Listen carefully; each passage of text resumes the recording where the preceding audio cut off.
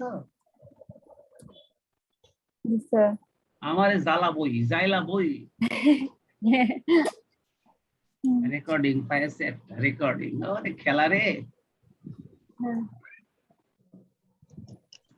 আচ্ছা তো এখন আমরা 4 নম্বর পর্যন্ত অঙ্ক যদি করে ফেলে থাকে তাহলে 1 2 3 4 হয়ে গেছে বা 5। তাহলে আজকে আমরা 5 নম্বর অঙ্কটা আগে করব। আচ্ছা দেখি তো 5 নম্বর অঙ্কটা আমি খেলায় দুটায় তোমাদের দিয়ে কিছু করাইতে পারি কিনা।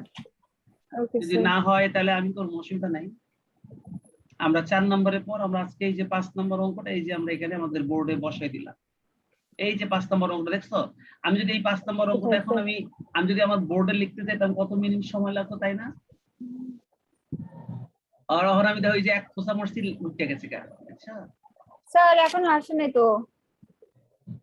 তো আমি স্ক্রিন শেয়ার করি নাই। আমি তো স্ক্রিনই না শেয়ার স্যার। করি নাই। স্ক্রিনই তো শেয়ার করি নাই। এই যে লাও ভুলি। এই যে লাও এই যে আমি আমার হোয়াইট বোর্ডের মধ্যে 5 নম্বর অঙ্কটা নিয়ে আসছি।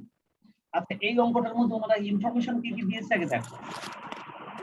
ওনারা বলছে সেলস, শুনো ভালো করে দেখো, sales is 5 times of gross profit. এই কথাটা মানে কি?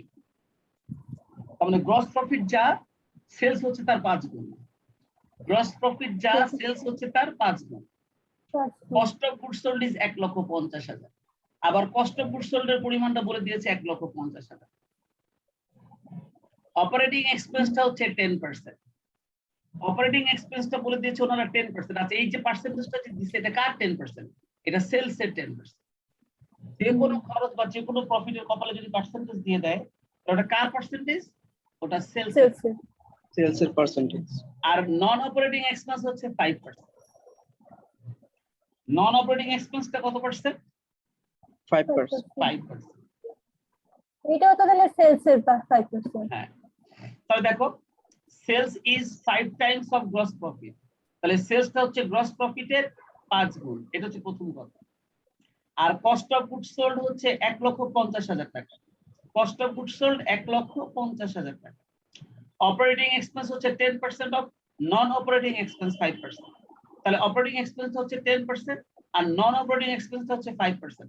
এই 10% অফ সেলস এর আর এই 5% অফ সেলস এর উপর, বুঝছো? এখন এই তথ্য থেকে তোমাকে ওনারা বের করতে বলছে প্রথমে সেলস, তারপরে গ্রস প্রফিট, তারপরে নেট প্রফিট। এই জিনিসটা ওনারা বের করতে বলছে। এখন আমরা কিভাবে এটা বের করব? তবে সেল যদি বের করা যায় গোষ্ঠীর শুদ্ধ বাকি সব বের করা যাবে। খালি সেলটা বাইর করে হলো আমাদের ঘটনা। এখন তোমাদের মাথায় কি সেল বের করার কোনো উপায় আছে? কিছু দেখা যায়? স্যার গ্রস প্রফিট কে তো গ্রস প্রফিট রেশিও দিয়ে ভাগ করলে সেলস করা যেত, কিন্তু রেশিও তো নাই। এই তো তোমার মাথায় তো বুদ্ধি খালি ঘোরা ব্যাস করে। খামাখা তোমার যে সবাই কি ভাবে আমি জানি না, তোমার মাথায় অনেক বুদ্ধি অনেক। কেন স্যার? আমি তো তোমার মাথায় অনেক তুমি ঠিক বলছো যে গ্রস প্রফিট রেশিও আছে। যদি গ্রস প্রফিট একখান থাকতো আমি তো ইজিলি বাইর করে ফেলতে পারতাম, কিন্তু গ্রস প্রফিট নাই। তার মানে এইটা গ্রস প্রফিট নাই বলেই তো এটা আলাদা আরেক রকমের একটা, তাই না? জি স্যার।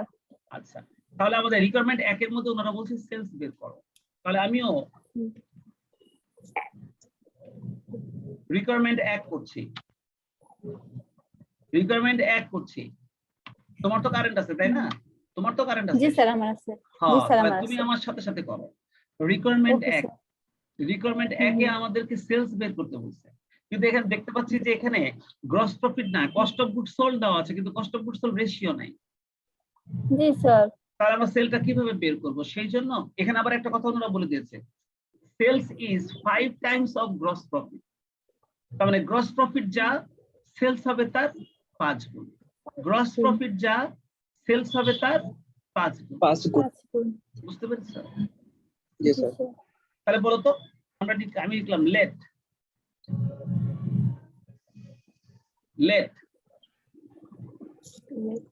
সেলস সমান এক্স।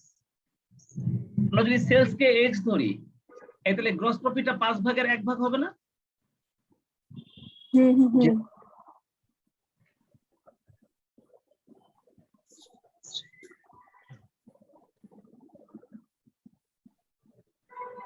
এই তাহলে সেল যদি এক্স হয় তাহলে আমাদের গ্রস প্রফিটটা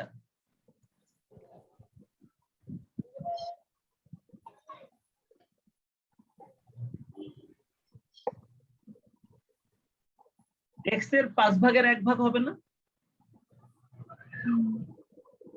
এই যে এক্স কে 5 দিয়ে ভাগ করলে না তাহলে সেলস গ্রস প্রফিট হবে, তোমরা কি বুঝছো আমার এই কথাটা? এই কথা কি তোমরা বুঝছো?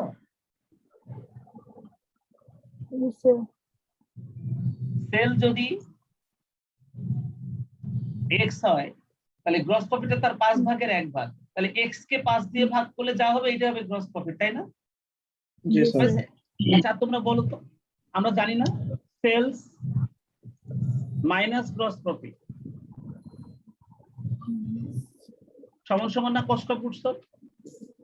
জি স্যার। স্যার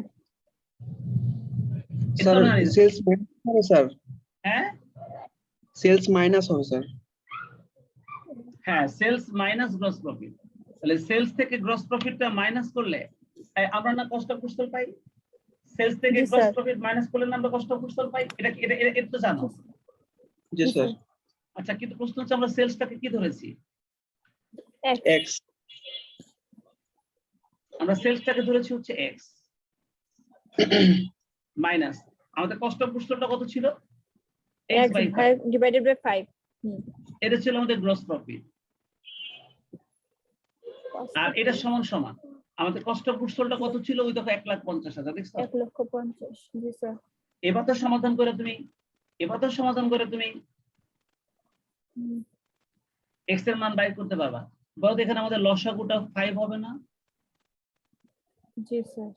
আমি যদি আবার এখানে যোগ বিয়োগ করি তাহলে আমার লসাগুটা 5 হবে না? তাহলে লসাগুটা হবে 5, তাহলে এখানে হবে 5x মাইনাস এক্স সমান সমান 1,50,000। দেখো তো এই লাইনটা বুঝছো কিনা? আমি 5 লসাগু নিয়েছি, দেখছো? 5 লসাগু জি, নিলে স্যার। 5 এর সঙ্গে x গুণ করলে 5x মাইনাস x সমান সমান 1,50,000, দেখছো? জি স্যার। জি স্যার। আচ্ছা তাহলে দেখো তো 5x থেকে 1x বিয়োগ করলে হবে 4x, 4x। আর এই 5 এর সঙ্গে 1,50,000 গুণ করলে যাবে 7,50,000, তাই হবে না? জি স্যার। তাহলে দেখো তো শুধু x সমান সমান কত হয়? x মানে বিক্রয়ের সমান সমান, তাহলে কত হয়? তাহলে বিক্রয়ের সমান সমান হবে এখন 7,50,000 ভাগ 4, স্যার দিতেছি। 7,50,000 ভাগ হচ্ছে 4, 7,50,000 ভাগ হচ্ছে 4, তাহলে কত হয়? 1,87,500। তার মানে আমাদের x এর মানটা চলে আসছে 1,87,500 টাকা। ওই দেখো আমাদের সেলস এর রেজাল্ট বেরিয়ে গেছে, দেখছো? জি স্যার। এই যে আমি সেলসটা বাইর করলাম আমার নিজের বুদ্ধি ব্যবহার করে। তো ওনারা বলে দিয়েছে প্রশ্নের মধ্যে যে সেলসটা হলো গ্রস প্রফিটের 5 গুণ। আমাদের এখানে গ্রস প্রফিটের রেশিও থাকলে তো আগের অঙ্কটার মতনই সেলস বাইর করে ফেলতে পারতাম, সেটা নাই। স্যার আমাদের বুদ্ধি নাই স্যার, এটাই সমস্যা। হ্যাঁ কারণ প্রশ্ন হচ্ছে ওনারা বলে দিয়েছে যে সেলটা হচ্ছে গ্রস প্রফিটের 5 গুণ, তাহলে সেল যদি এক্স হয় তাহলে গ্রস প্রফিট হবে তার 5 ভাগের 1 ভাগ, আর সেলস থেকে কস্ট অফ গুডস সোল্ড বাদ দিলে গ্রস প্রফিট আসে, কস্ট অফ গুডস সোল্ড আসে। সেজন্য আমরা সেলস থেকে এই যে গ্রস প্রফিট বাদ দিয়েছি, এই যে কস্ট অফ গুডস সোল্ড এসে এই যে আমরা কস্ট অফ গুডস সোল্ড এসে থেকে আমি সেলস পেয়ে গেছি, বুঝছে? আচ্ছা এক নম্বরে সেলসটাকে তোমরা বাইর করতে পারছো? জি স্যার। আচ্ছা বুঝছো তো না? জি স্যার। এবার বাকিগুলো তোমাদের দিয়ে বাইর করা যায় কিনা? Gross profit. আপনি যখন করেন তখন তো স্যার বুঝি স্যার। আচ্ছা এখন দেখো 2 নম্বরে যে গ্রস প্রফিট বের করতে বলছি, গ্রস প্রফিট বলো তো এই সেলস থেকে যে সেলসটা আমরা বের করছি এখান থেকে কস্ট অফ গুডস সোল্ডটা বাদ দিলে এখন গ্রস প্রফিট চলে আসবে না? জি স্যার। এই সেল থেকে কস্ট অফ গুডস সোল্ড বাদ দিলে গ্রস প্রফিট চলে আসবে না? জি স্যার। বের করে ফেলো এক লাইনে বের করে ফেলো। জি স্যার। রিকোয়ারমেন্ট 2 দিয়ে বের করে ফেলো ক্যালকুলেশন অফ গ্রস প্রফিট, লিখে ফেলো গ্রস প্রফিট সমান সমান sales minus cost of goods sold. Sales minus cost of goods sold.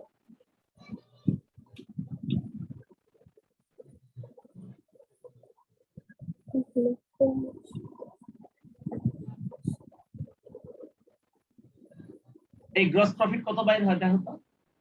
Then sir 1,87,500 minus 37,500। তাহলে 37,500 টাকা গ্রস প্রফিট বেড়ে গেছে, ওই যে গ্রস প্রফিট বেড়ে গেছে, দেখছো? জি স্যার। এই সাথে গ্রস প্রফিট কত বাড়িয়েছে? গ্রস প্রফিট কত বাড়িয়েছে? 37,500। এই বিক্রয়টা না গ্রস প্রফিটের 5 গুণের সমান।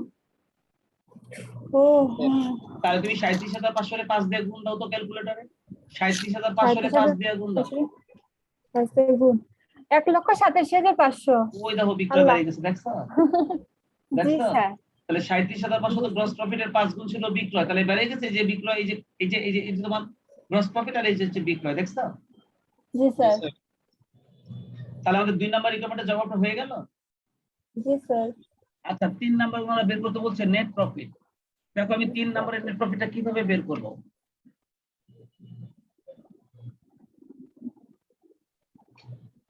রিকোয়ারমেন্ট 3, দেখো 3 নম্বরে ওনারা আমাদেরকে বের করতে বলছে নেট প্রফিট। দেখো আমরা কিন্তু ইনকাম স্টেটমেন্ট যতটুকু শিখেছি আমরা জানি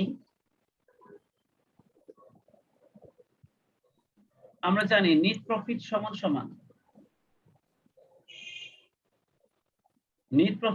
সমান gross profit minus operating expense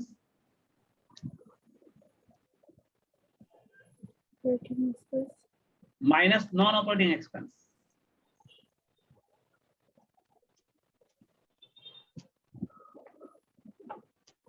তাহলে গ্রস প্রফিট, নেট প্রফিট সমান সমান gross profit minus operating expense minus non operating expense.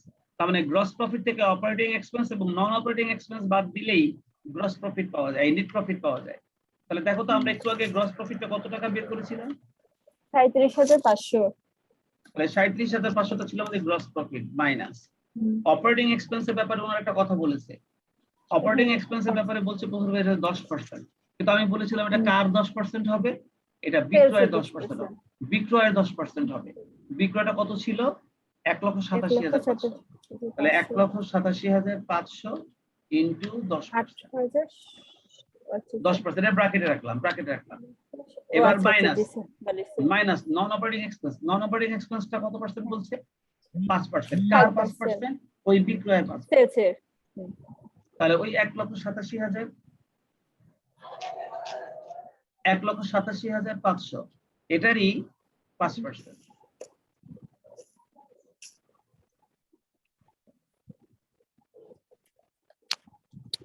তাহলে দেখো এখানে হবে 37,500 মাইনাস, আচ্ছা এই 1,87,500 10% কত হবে? 18,000 18,750। 18,750। আর এটা আর হবে এখান থেকে মাইনাস হবে কত? 9,375। ব্যাস। 75। তাহলে এবার তুমি এটা বিয়োগ করে ফেলো।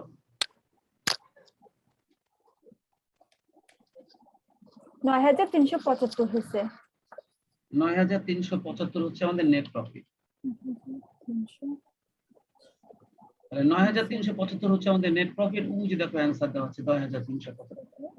এই তো সব মিলে গেছে। দেখেছো? ওনারা এভাবে প্রশ্ন করবে এখান থেকে, আর তোমাদেরকে এই প্রশ্নের উত্তরগুলো একটা একটা করে সাজাতে হবে। আর সবই কিন্তু ইনকাম স্টেটমেন্টের আইটেম। আমি বলেছি যে তোমার এই চ্যাপ্টারে ইনকাম স্টেটমেন্ট আর ব্যালেন্স শিটের যে উপাদানগুলো রয়েছে তাদেরকে নিয়ে ওনারা নানান রকমের প্রশ্ন করবে, বিভিন্ন ধরনের রেশিও বের করতে পারবে। আর আমি কিন্তু এই চ্যাপ্টারে ঢোকার আগে তোমাদেরকে কিন্তু প্রাথমিক আলোচনায় কিন্তু আমি এই সূত্র বা এই বিষয়গুলো নিয়ে কিন্তু আলোচনা করে রেখেছি, তাই না? বেসিক আলোচনা করে রাখছি। এবার এই যে আইটেমগুলো ব্যবহার করে ওনারা যে বিভিন্ন ধরনের অঙ্কগুলো যে তৈরি করেছে এগুলো সব বিভিন্ন পরীক্ষাতে আসা অঙ্ক। এই যে আমরা 5 নম্বরটার জবাব দিলাম, তাহলে কি তোমরা 5 নম্বর অঙ্কটা বুঝলা? জি স্যার। চলে যাও 6 নম্বর অঙ্কে। তোমরা দেখো তো 6 নম্বর অঙ্কটার মধ্যে এই অঙ্কটা পুরোটা তোমরা নিজেরা করবা, আমি এটা বলবো। 6 নম্বর অঙ্কটা আমি যে কপি করে নিয়ে আসলাম আমার বোর্ডে, এই 6 নম্বর অঙ্কটার পুরোটাই তোমরা নিজেরা করবে।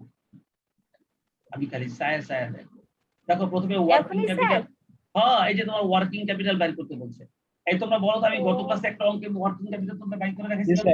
এক নাম্বারটা স্যার, কারেন্ট অ্যাসেট থেকে কারেন্ট লায়াবিলিটি বাদ দিয়ে। তো এখান থেকে কারেন্ট অ্যাসেট কারেন্ট লায়াবিলিটি কারা তোমরা নিজেরা খুঁজে বাইর করে কারেন্ট অ্যাসেট থেকে কারেন্ট লায়াবিলিটি বাইর দিয়ে এটা বাইর করবে না? জি স্যার। কথা না বলে শুরু করে দাও। যেহেতু ওর কারেন্ট চলে গেছে, ও যদি করতে না পারে তুমি একলা করো। আর ও যদি ফাটাবাসে চিপার মধ্যে বৈশা করতে পারে তাহলে করুক। Okay sir. Current asset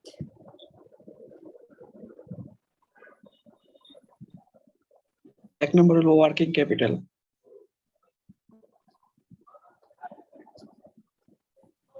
working capital বের করতে হলে কারেন্ট অ্যাসেট থেকে কারেন্ট লায়াবিলিটিস বাদ দিতে হবে। হ্যাঁ ক্যাশ আছে 10,000, অ্যাকাউন্টস রিসিভেবল 25,000, ইনভেন্টরিজ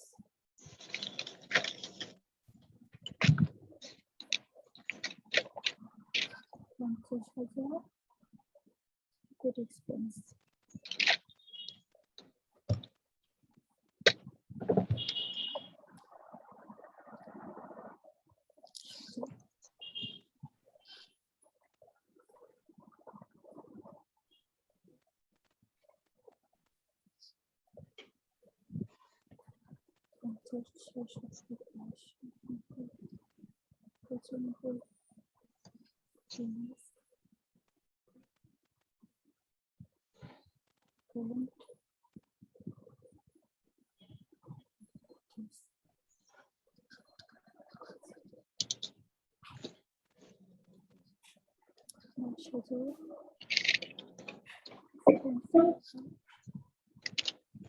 স্যার আমার কারেন্ট চলে আসছে।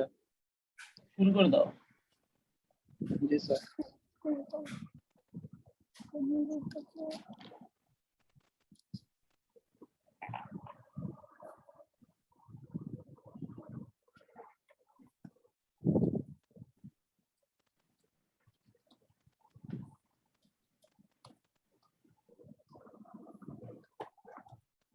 working capital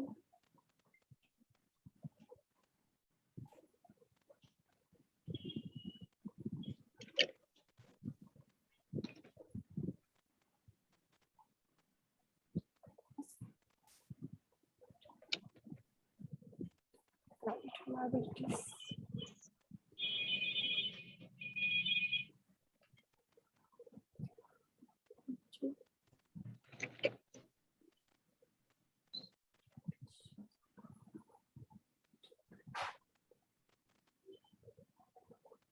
sir working capital বের করে ফেলছি। রেজাল্ট মিলে গেছে না? হয়ে গেছে। জি স্যার। এখন তুমি আমাকে বলো যেহেতু কারেন্ট অ্যাসেট এবং কারেন্ট লায়াবিলিটি দুটোই তুমি বের করেছো তাহলে তো ওয়ার্কিং ক্যাপিটাল হতো না। তাহলে কি এবার কারেন্ট রেশিওটা বের করতে পারবে না? হ্যাঁ স্যার বের করতে পারবো। Current assets divided by current liabilities, তাহলে তো আমার Yes. কারেন্ট রেশিও বের হয়ে যায়। ইয়েস, বের করে ফেলো। ওকে। কারেন্ট রেশিও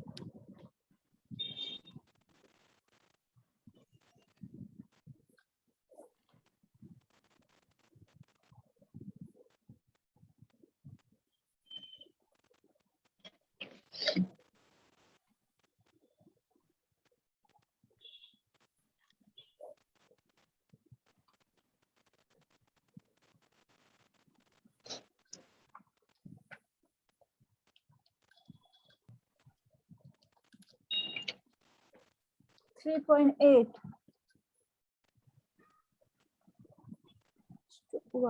মিলে গেছে। অ্যাসিড টেস্ট রেশিও এখন বলো তো অ্যাসিড টেস্ট রেশিও আর লিকুইড রেশিও একই কথা। আমি লিখে দিয়েছিলাম দেখো তিনটা নাম। জি স্যার। অ্যাসিড টেস্ট রেশিও আর লিকুইড রেশিও একই কথা। লিকুইড অ্যাসিড টেস্ট অথবা কুইক রেশিও একই কথা। তো অ্যাসিড টেস্ট রেশিও সূত্র হচ্ছে উপরে acid asset divided by acid liabilities, তাই না? জি স্যার। সূত্র লেখার পর তুমি অ্যাসিড অ্যাসেট কিভাবে বের করবে আমি বলতেছি, তুমি আগে সূত্রটা লেখো। জি স্যার স্যার। সেই অ্যাসিড রেশিও জি তোমার ওই যে কারেন্ট অ্যাসেটে হ্যাঁ যোগ করে কি হ্যাঁ, 95,000? হ্যাঁ কারেন্ট অ্যাসেট 95,000 টাকা হয়েছে। ঠিক আছে। অ্যাসেট অ্যাসেট অ্যাসেট আর অ্যাসেট লায়াবিলিটিস।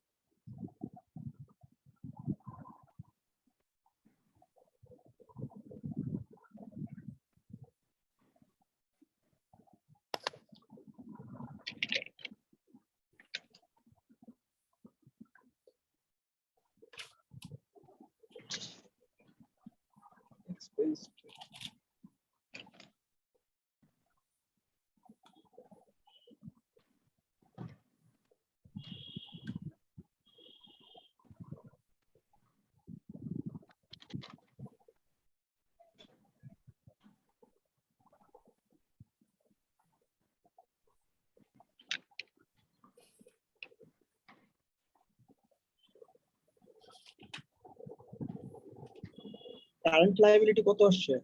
25। হ্যাঁ 25। এটা তুই যে আগের দিনের অঙ্কটার মতো সেম সেম। আরে অ্যাসিড টেস্ট রেশিও তো আমরা এর আগে করি নাই। আচ্ছা অ্যাসিড টেস্ট রেশিওর জন্য সূত্র লিখছো তুমি? জি স্যার, অ্যাসিড আর ডিভাইডেড বাই অ্যাসিড লায়াবিলিটিস। এখন লেখো হেয়ার অ্যাসিড অ্যাসিড সমান সমান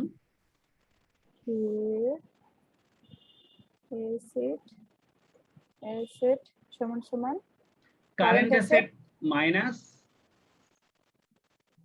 কারেন্ট কি কি মনে আছে? Inventory and prepaid expense. জি স্যার।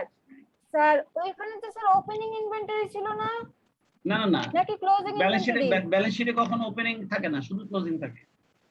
ক্লোজিং আছে স্যার, তাহলে তো ক্লোজিং ইনভেন্টরি হবে। ওটাকে শুধু ইনভেন্টরি লিখলেই হবে।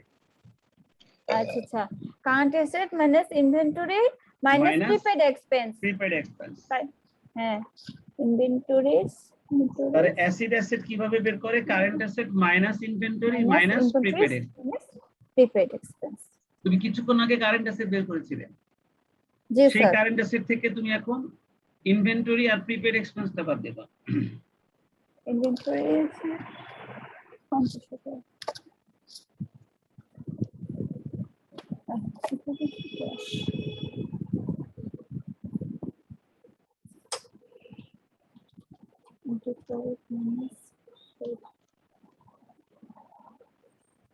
35,000।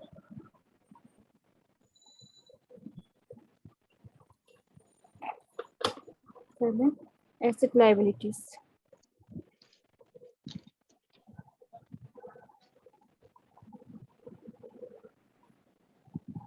জি স্যার, হয়ে গেছে স্যার, 35,000 টাকা বের করছে।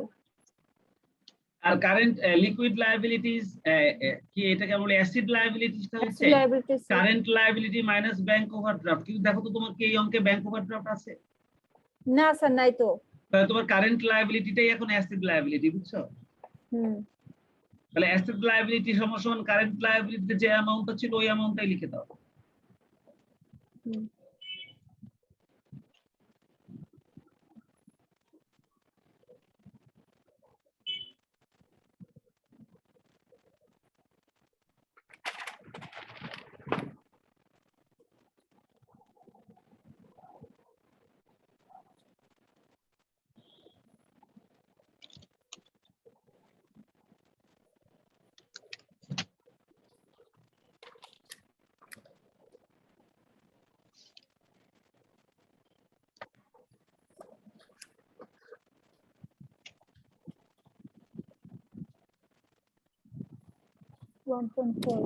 জি স্যার, হয়ে গেছে।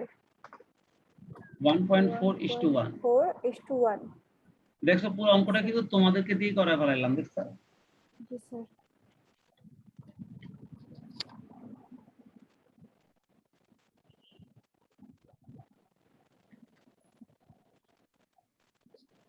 তোমার কত দূর?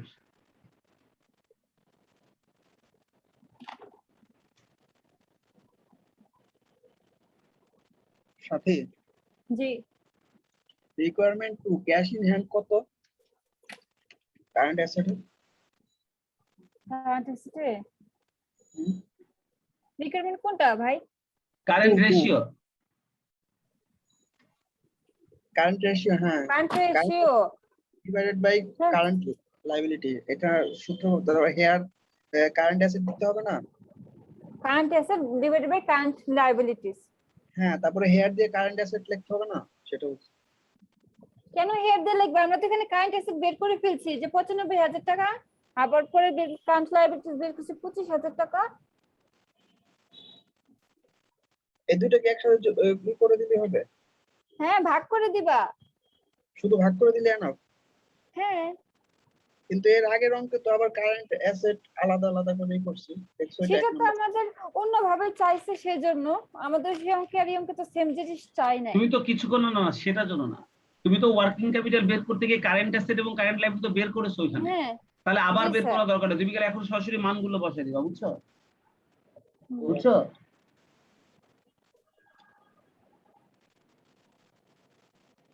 তুমি ওয়ার্কিং ক্যাপিটাল বের করতে গিয়ে যেহেতু একবার কারেন্ট অ্যাসেট এবং কারেন্ট লাইবিলিটি বের করেছো, তাহলে এখন আবার তুমি ওই পরের রেশিওটা করতে গিয়ে তুমি আবার বের করবে না, মান সরাসরি বসে দিবে।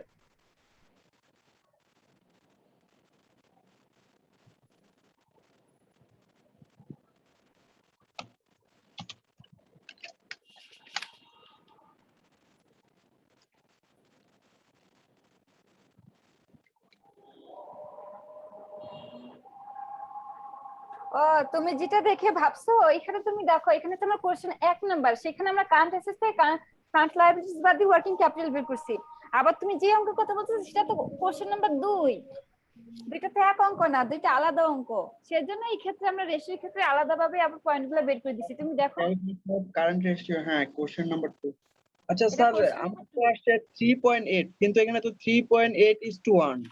আমি একটা জিনিস দেখো, নিচেরটা দিয়ে উপরেটাকে ভাগ করলে যে মানটা হয় সেটা কিন্তু উপরে, আর সেক্ষেত্রে নিচের মানটা 1 হয়ে যায় সব সময়, সব সময়, বুঝছো? এই অনুপাতের দেখো, অঙ্ক তো এইভাবেই হয়। আচ্ছা এই দেখো, আমাকে একটা কথা বলো, 10/5, 5কে 10 দিয়ে ভাগ করলে কত হয়? 2। 2। তাহলে নিচে কি 5 দিয়ে ভাগ করলে একটা 1 হয় না? ওই জি। আমি যদি 5 দিয়ে 10 রে কাটি তাহলে হবে 2, আবার 5 দিয়ে 5 রে কাটলে কি একটা 1 হবে না? হুম। সেই জন্য এটা 2:1 হবে, বুঝছো? তবে নিচে কিছু না থাকা মানে একটা 1 আছে,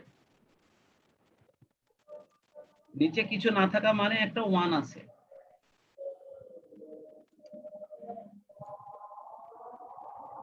তাহলে কি আমাদের 6 নম্বর অঙ্কটা হয়ে গেল? জি স্যার। তোমার কি শেষ হয়েছে? তুমি কি অ্যাসিড টেস্টটা শেষ করতে পারছো? না স্যার, আমি রিকোয়ারমেন্ট 2 করছি স্যার। তাহলে রিকোয়ারমেন্ট 3 টা একটু করো, অ্যাসিড টেস্ট রেশিও সূত্রটা লেখো আগে, অ্যাসিড টেস্ট সূত্রটা আগে লেখো, acid asset divided by acid liabilities. 3.8:1 না দিলে কি সমস্যা হবে? অবশ্যই 1 দিতে হবে, নিচে তো কিছু নাই মানে 1। স্যার তাহলে 95,000 থেকে ভাগ 25,000, তাহলে তো আপনার 3.8 আসে শুধু, তাহলে 1 কিভাবে দিব তখন? এই তোমার উপরে কত আসছে? কারেন্ট অ্যাসেট উপরে কত?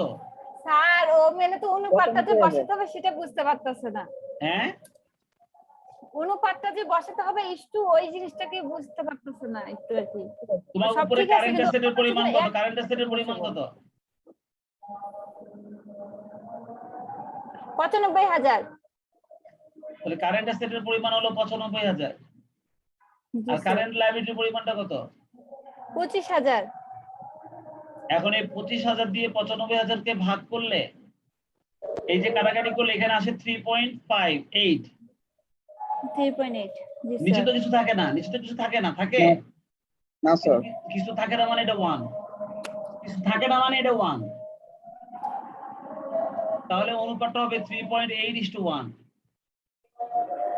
বুঝছো? শোনো, কোনো কিছু রেশিও বের করতে বলে ইস্টুটা বসবে, বুঝছো? আচ্ছা আচ্ছা, এবার বুঝছি। রেশিও বের করতে বললে তোমার ইস্টু বসবে, কারণ এটা অনুপাত। বুঝছি বুঝছি। আচ্ছা, এবার তাকাও, ও তোমাকে লিকুইড রেশিওটা করো না? Acid test ratio. Acid test রেশিওর সূত্র হচ্ছে উপরে acid asset divided by acid liabilities, উপরে acid asset divided by acid liabilities.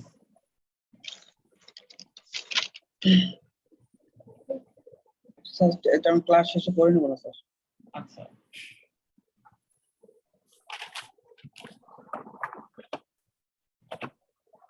এবার 7 নাম্বারটা নিজেরা করবা, জলদি করো। Current ratio.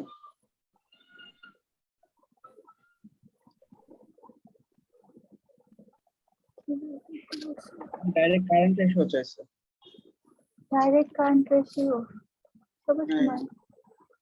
এই যে অঙ্ক কারেন্ট রেশিও আর অ্যাসিড টেস্ট রেশিও একটু আগে তো শিখেছি তাই না? হ্যাঁ জি স্যার। শুরু করে দাও বেশি কথা কয় শুরু করে দাও। কাউসার আগে শুরু করো, তোমার তো লড়তে চড়তে সারা দিন যায়। আগে ওগুলো সবগুলা এই যে হ্যাঁ working হ্যাঁ capital হ্যাঁ হ্যাঁ হ্যাঁ ওয়ার্কিং ক্যাপিটাল লাগবে না। তুমি এবার কারেন্ট রেশিও সূত্র লিখে এবার তুমি হেয়ার দিয়ে কারেন্ট অ্যাসেট আর কারেন্ট লায়াবিলিটি বাইর করবে এবার। কারণ এবার তো তুমি ও, ওয়ার্কিং ক্যাপিটাল আগে করতেছো না, বুঝো নাই? আচ্ছা আচ্ছা জি স্যার। আমি কিন্তু ওয়ার্কিং করে নিতেছি।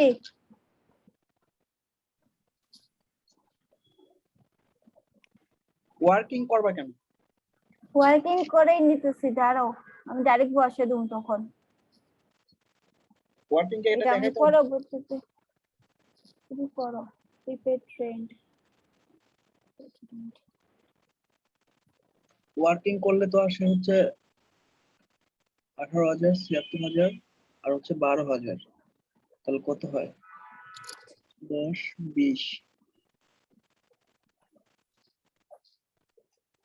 90 98,000 টাকা আসে না? কারেন্ট অ্যাসেট কত? 98,000 টাকা। 12,000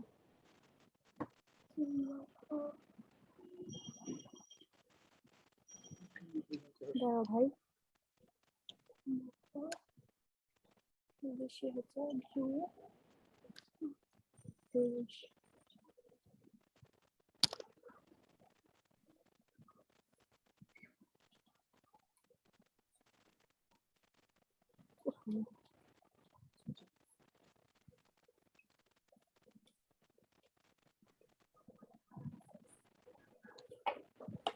শুনো, কারেন্ট অ্যাসেট আসবে 3 লক্ষ টাকা।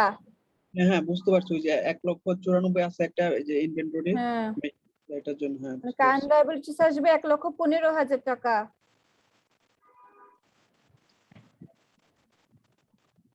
1,92,000 কত আসবে? 1,15,000 টাকা আসবে। 1,94,000 যোগ হচ্ছে হলো 18,000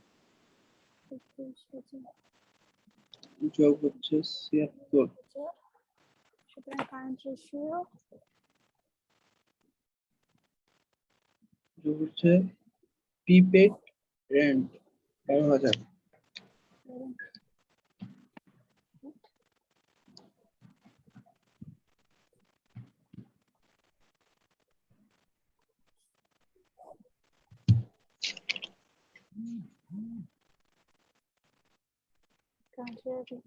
প্রিপেড এক্সপেন্স তো আসবে না? না কেন, এটা তো আসবে। Current company Extra? দ্বারা তো আসে তোমার। এটা তো রেন্ট। কারেন্ট অ্যাসেট, হ্যাঁ কারেন্ট অ্যাসেট। কারেন্ট অ্যাসেট এটা তো আসবে। রেন্ট বা এক্সপেন্স